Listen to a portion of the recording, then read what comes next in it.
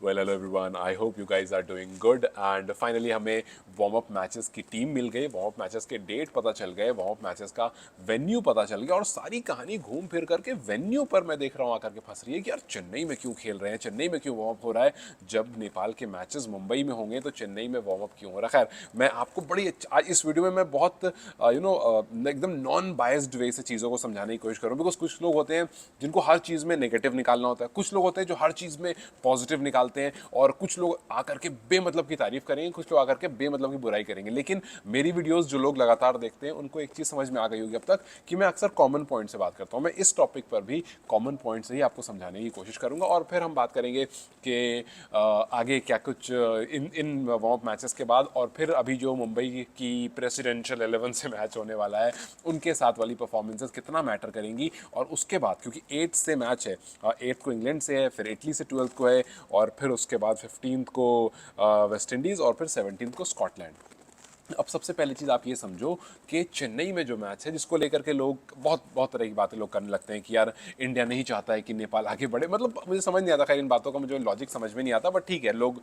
अपने अपने दिमाग से, कुछ लोग होते हैं जो बहकाने के लिए बैठे होते हैं। खैर, अब मैं आता हूँ सीधा मुद्दे पर। देखो, जब आप वर्ल्ड कप खेलने जाते हो तो आप यहाँ पर ये नहीं देखते हो। अब अगर डू यू रियली थिंक कि नेपाल को चारों मैच मुंबई में मिलना, कुछ लोग बोलेंगे कि भाई अच्छा नहीं है, आप उनको चेन्नई में मैच कराते, वो स्पिन अच्छे हैं, तो टीम इस हिसाब से नहीं, मतलब वेन्यू इस हिसाब से नहीं दिए जाते हैं कि उनका क्या अच्छा है।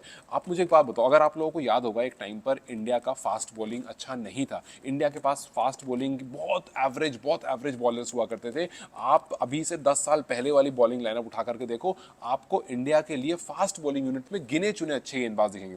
जहीर खान दिख जाएंगे, इरफान पठान दिख जाएंगे, आरपी सिंह बीच में थोड़ा बहुत अच्छा कर रहे थे बट बहुत कुछ एक्सेप्शनली वेल नहीं, अजीत अगरकर एक टाइम पर थोड़ा बहुत ठीक, मतलब आपको बहुत कम, जवागल सिरनाथ दीजिए तो बहुत कम बॉलर दिखेंगे जो फास्ट बॉलिंग में जो अच्छा कर रहे थे, लेकिन वो भी बेस्ट की गिनती में नहीं आते थे। अब जाकर के इंडिया जो है वो बेस्ट वाली गिनती में कंपीट करता है। मोहम्मद शमी आए, सिराज आए और जसप्रीत बुमराह आए, तो अब क्यों? क्योंकि अगर इंडिया ये सोच कर आता कि भाई हमारे पास तो फास्ट बॉलर है नहीं तो हम तो कुछ कर नहीं सकते, हम स्पिन पर ही रहते हैं, तो कभी काम नहीं हो पाता। तो सिंपल सी कहानी ये है कि आपको अगर एक ऐसा वेन्यू मिल रहा है जहां पर आपकी स्किल सेट के अगेंस्ट आपको जाना है, it is good for your cricket. अगर नेपाल आकर के चेन्नई में ही सारे मैचेस खेले से कि नेपाल के चारों मैच चेन्नई में होते और हो सकता है नेपाल वहां पर अच्छा भी कर देता, तो फिर आपको हो सकता है लगता कि यार हम तो बेस्ट टीम है। लेकिन अगले ही दिन आपको मिलता कोई ऐसा ग्राउंड जहां पर फास्ट बॉलिंग यूनिट है, वहां पर आप एकदम शून्य हो जाते, एकदम जीरो हो जाते, तो फिर आप कहते हैं कि आप फिर अपनी टीम को कोसते, आप अपनी मैनेजमेंट को कोसते। लेकिन this is where the team grows, this is where the entire cricket grows. अब आप सोचो कि नेपाल के ऊपर अलग से मेहनत हो रही है फास्ट बॉलिंग के लिए, नेपाल को यान हावी दिए गए फास्ट बॉलिंग के लिए, नेपाल को अदर प्लेयर्स और अदर कोचेज और ये सब क्यों? क्योंकि जो वीकनेस है उस पर काम किया जा सके। चेन्नई वाला जो आपको मैच होगा, चेन्नई में जो वार्म अप मैचेस होंगे, आई एम वेरी होपफुल कि नेपाल वहां पर बहुत अच्छा करेगा। लेकिन उससे ज्यादा इंपॉर्टेंट है नेपाल का प्रेसिडेंशियल 11 के सामने बहुत अच्छा करना, अच्छा नहीं बहुत अच्छा करना, सो दैट आप ये मैसेज पास ऑन कर सको कि हमारी फास्ट बॉलिंग कमजोर नहीं है। हाँ, हम लेस एक्सपीरियंस जरूर है, कमजोर नहीं है, और हम श्रीलंका से खेल कर आ रहे हैं, मुंबई में हम प्रैक्टिस मैचेस खेलेंगे, फिर हम चेन्नई जाएंगे, वहाँ वार्म अप मैचेस खेलेंगे और फिर वापस आकर के इंग्लैंड के सामने भी गेंदबाजी अच्छी करेंगे।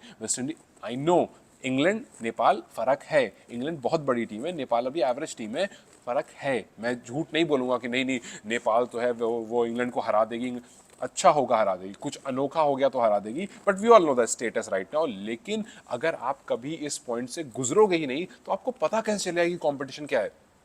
आप 20 टीम का मतलब क्या, वर्ल्ड कप का मतलब क्या है? वर्ल्ड कप का मतलब यह है कि world cup will test you in your best and in your worst.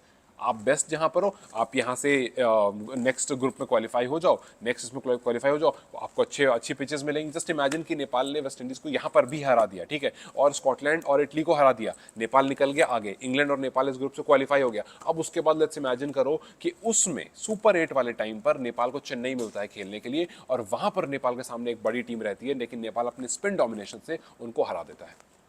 अब वो न्यूज एकदम आसमान फाड़ हो जाएगी। सो द स्टोरी इज कि आप अगर हर चीज में कॉम्प्लिकेशन निकालोगे तो आपको हर चीज में कॉम्प्लिकेशन दिखेगा।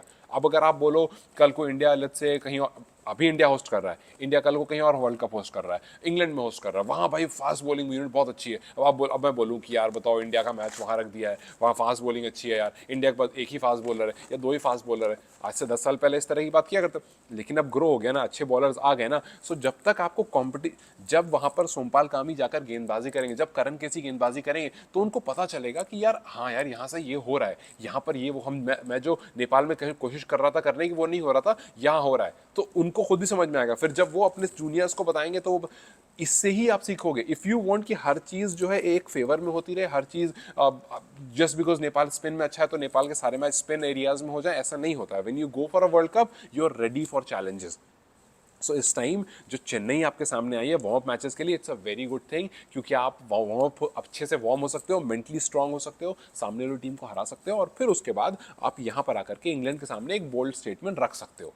ठीक है, आप यहाँ पर प्रेसिडेंशियल इलेवन का खेल कर जाओगे, you will be very positive, you will be very pumped up, you have to perform well. मैं बार बार ये बात कह रहा हूँ कि जैसे मैचेस आपने श्रीलंका के सामने शुरू में खेले, अगर वैसे मैचेस होंगे तो फिर भाई मतलब थोड़ी दिक्कत वाली बात है। फिर वहाँ पर है ये मसला कि यार थिंग्स कैन गेट रफ, कि यार आप प्रेसिडेंशियल इलेवन के सामने भी स्ट्रगल कर रहे हो। बट अगर आपने उनको सिंगल, जैसे देखो 2 मैच लगे, हमने परसों इस बारे में बात की थी कि 2-3 मैच लगते हैं नेपाल को सेटल इन होने में। 2 मैच लगे, तीसरे मैच में नेपाल ने अच्छी परफॉर्मेंस करी, चलो अच्छी बात है। अब वो जो अच्छी परफॉर्मेंस आ चुकी है उसके बाद और 2 मैच में ये कंटिन्यू होना चाहिए, ये 2 मैच और अच्छी परफॉर्मेंस, और फिर उसके बाद इवेंचुअली जो है वो आप वर्ल्ड कप में रहोगे, और फिर उसके बाद वी आर होपिंग कि हम वहाँ पर कुछ बहुत अच्छा देखेंगे।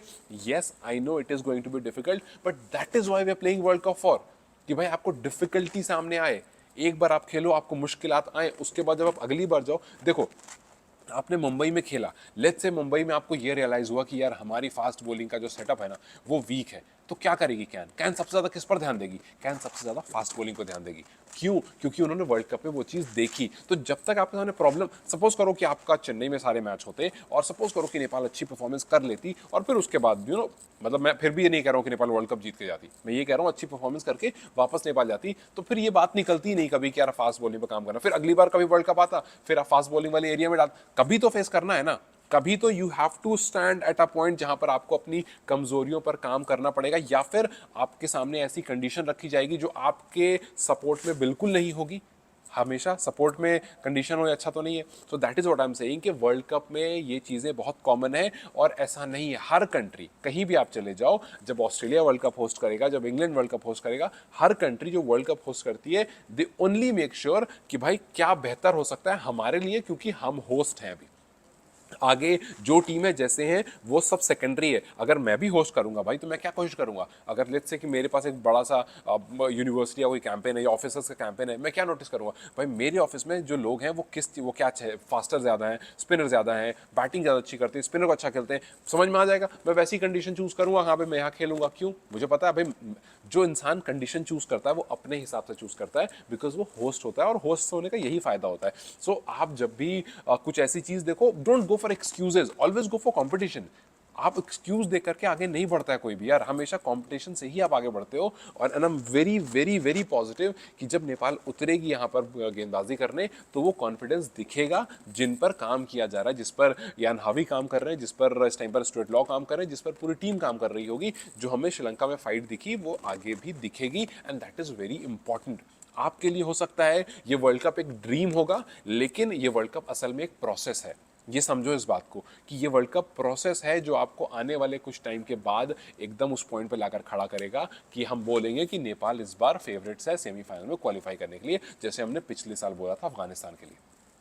सो ये प्रोसेस है, and you have to go through it at any cost. आपको इससे गुजरना ही गुजरना है। सिंपल सी कहानी। मैं थोड़ा सा ज़्यादा बोल गया, हो जाता है कभी कभी इस तरह के टॉपिक्स पर। खैर एनीवे, सो सिंपल सी बात यह है कि यूएई के सामने आप चेन्नई में खेलोगे 3rd को, और फिर उसके बाद कनाडा के सामने आप फरवरी 5 को मैच खेलोगे, और फिर उसके बाद अफगानिस्तान कह रहा हूँ, फिर उसके बाद आपको इंग्लैंड और वेस्ट इंडीज़ और इटली और स्कॉटलैंड के सामने मैचेस खेलने होंगे। स्कॉटलैंड का काफ़ी अच्छा हुआ है, इस पूरे वर्ल्ड कप में सबसे फ़ायदा किसी का हुआ है तो वो स्कॉटलैंड का हुआ है। अब स्कॉटलैंड जो है वो काफ़ी खुश भी हो गया, एंड दिल मेक श्योर कि वो अच्छा परफॉर्म करें, बिकॉज उनको ये जो मौका अचानक से मिला है हो सकता है कि उनके लिए फेवरेबल हो जाए, यू नेवर नो, क्योंकि किस्मत में कहाँ पर किसके लिए क्या लिखा हमें नहीं पता था। बांग्लादेश इस टाइम पर हमें तो बीच में ये भी लगा था कि पाकिस्तान भी बैकआउट कर जाएगी, लेकिन पाकिस्तान ने अपना स्क्वाड अनाउंस कर दिया।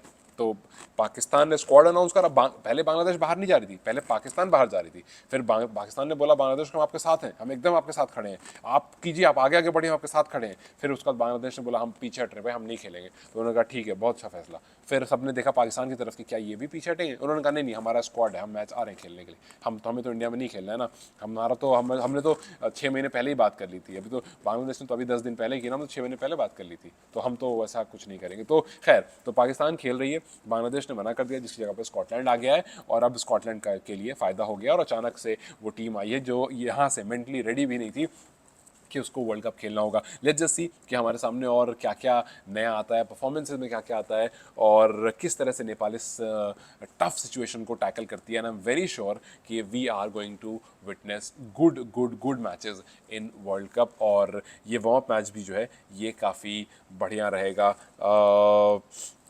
और अच्छी बात है, चिदम्बरम स्टेडियम में, जो चेपुक का स्टेडियम है, उसी में मैच होगा, तो मुझे लगता है कि वो भी वार्म अप मैच भी जो होगा वो काफ़ी इंटरेस्टिंग होगा। As the statement says, ICC announces Nepal's warm up match ahead of T20 world cup. Nepal will play both warm up matches in the iconic M Chidambaram stadium in Chepauk, but like last edition there will be no matches against the test nation this year. हाँ, last year की तरह test nation के खिलाफ इस बार match नहीं होगा, तो ठीक है, कभी होगा कभी नहीं होगा, प्रैक्टिस मैचेस हैं, हर साल एक तरह की सिचुएशन नहीं आती है एक टीम के साथ, so it's fine. I really hope के हमें अच्छे मैचेस देखने को मिले, और फिर उसके बाद eventually we see some good fight and good result for Nepal team. Till then, you guys take care, I will see you very soon, bye.